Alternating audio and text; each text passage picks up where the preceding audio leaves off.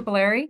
I work at Scranton Preparatory School in Scranton, Pennsylvania. We're a Jesuit independent school, and I am happy to serve as principal at Scranton Prep and as a math teacher. My name is Jenni Scoggin, and I'm the head of the lower school at the Haverford School, which is an all boys school that's right outside of Philadelphia. I think it's been really important for us to start with the vision versus getting into the details about the timing and who's going to be where and how it's going to, how it's going to flow. I think that the vision really made sure that the heart of what we needed to happen, the priorities that we named, were going to be accomplished once we started playing out the logistics. So it really helped us start with the why of why we were going about doing a new schedule in the first place, so that at the end we were able to accomplish that. Everybody knew that we were not abandoning our mission. The mission is very central to what we do here. And so our first activity centered on what it is that we value about our school and what we do well. We had a lot of consensus about our Jesuit identity and the formation of our students in the Ignatian tradition. We had a year where we had work that we called needs and dreams work. I thought it was really important that we had a good sense of what our school has to have, what do we need, and then just to try to stretch people's imagination on what could it look like and what our dreams are for prep. And we focused on the phrase future Scranton Prep. Often we were asked, what do we want student learning and the prep student experience to look like in 5 years?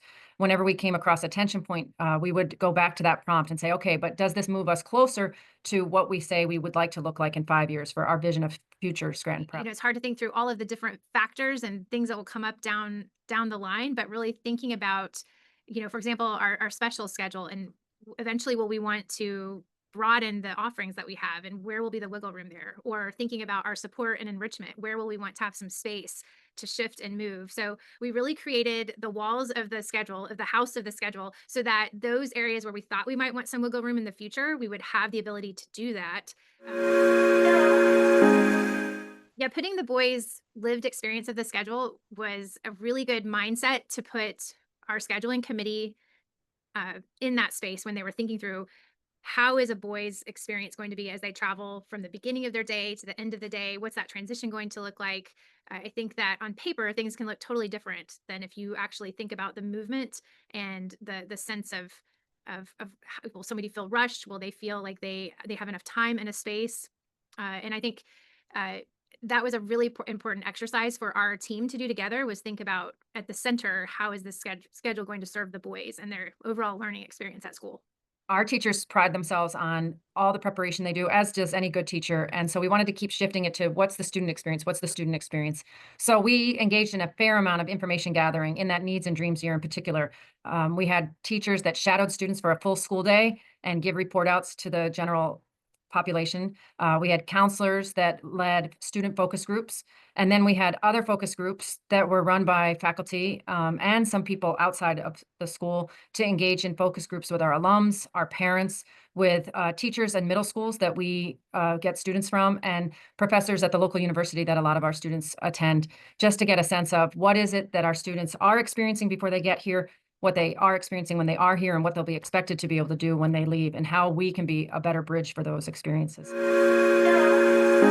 So every member of the academic side of the school, from teacher to counselor, from the athletic department to the IT department, they were all on a needs and dreams team. And we did that work for a year. We created time during the week. It was what we did in our professional development sessions, after school sessions. And decisions were made only after departments had met and shared with their chairs, who in turn made recommendations to the principal's team. And surveys were regularly used to gather feedback from the community. And as mentioned previously, members of the community were part of focus groups. So we also involved people who had graduated from the school or might attend the school, or friends of prep, et cetera. But I think that there was this sense of community building that took place when everybody had a voice into the creation of the schedule. I think everyone felt like they had some piece of the work of what was happening with the schedule. And so the rolling out of that schedule, there's just more knowing about what's getting ready to happen. There's more of an understanding of why it's happening. Again, it's more of that connectivity to the vision of the schedule. Since we had people there in the beginning of it, then they're not just receiving something handed to them that is like, here, work out the logistics. They really felt like they had the understanding to implement the schedule.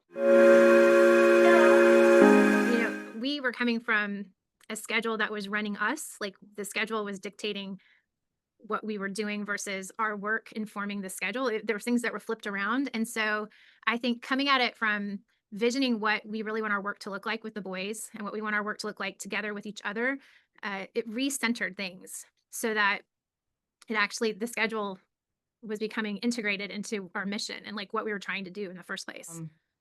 As a school that has not experienced much change, we were being tasked with trying to imagine things for the school in many different ways, not just academically, but also in terms of the school as a whole entity. So having the strategic plan and the curriculum plan and schedule review all running simultaneously, it sometimes made it seem like, what are we doing? But on the other times, it made a lot of sense because we were having a lot of conversations that overlapped, and it added a lot of energy to the school. And I believe that one of the things that we're most proud of is that the school is really learning how to be growth oriented and to realize that we can build on our tradition without being bound by our tradition. And we've really empowered middle leadership since all this process started within our academic council, which is our department chairs, and they've really helped create a way of proceeding for growth at Scranton Prep.